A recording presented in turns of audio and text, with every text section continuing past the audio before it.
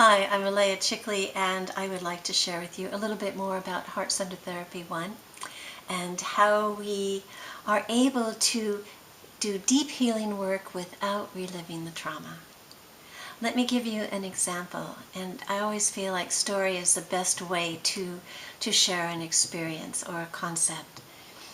There's a woman who had cancer, and she came to me for healing.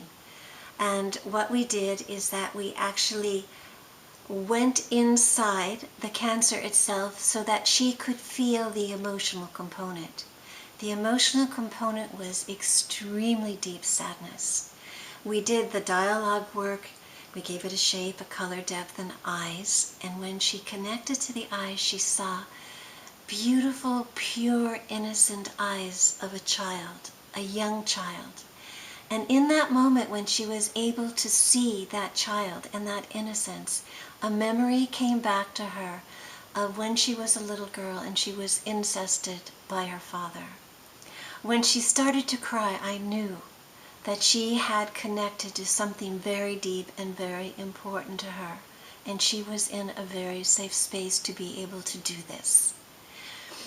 When she went back to that time with her father as a baby, what we did, instead of looking at what happened, we had this woman look into the eyes of her father. And what she was able to see is that her father was confused, and she could see perversion and a heaviness in his eyes. And when she saw this, it touched her, that she could see that her father was suffering. And when she could see where he was holding this energy in his body, she could see how it was moving him to behave in a certain way that was against his character, and how painful it was. So what we had her do was to stay deeply connected to her heart and imagine that this energy, this dark energy, was just set aside, and she could see who her father was without it. And when she looked again to her father, what she saw was his pure essence. She saw who her father truly was. And this was truly the beginning of a deep healing for this woman. So when she saw this, and when she was able to open again and connect to him, there was a dialogue that she could have with him, and she could feel that in his heart he would do anything to let this energy go and to reconnect with his little girl in a way that was honorable and respectful to her. I can't tell you how important this was to this woman to be able to regain and access the love bond to her father. Once we did this, we looked again to his eyes, and in dialoguing, she could see that he received this energy from his father.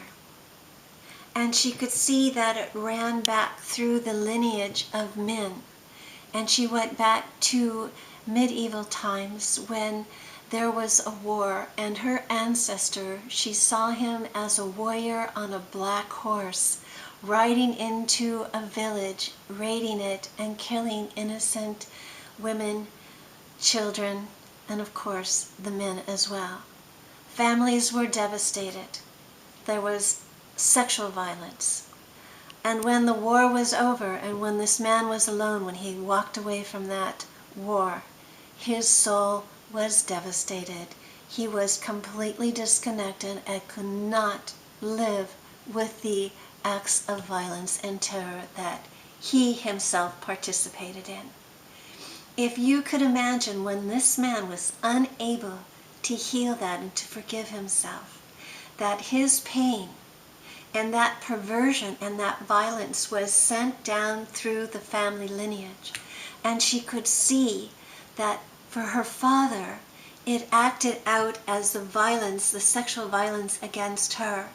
And for her, she expressed that violence as violence against herself in the cancer that was killing her.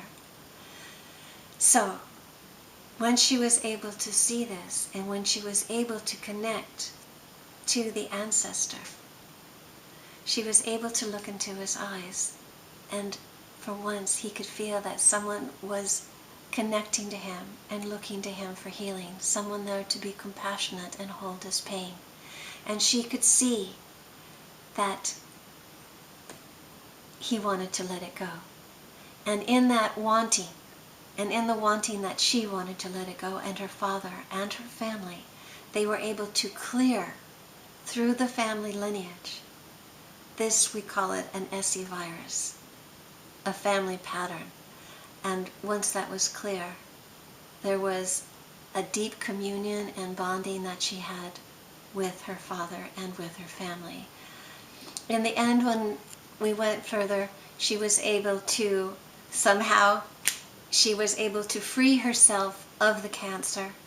Her sons were very affected by this, and she found her father after, I would say it was maybe 45 years, she found her father again and met him in the physical form. The miracles of heart-centered therapy are ongoing. The work is beautiful, it's tender, it is heartfelt.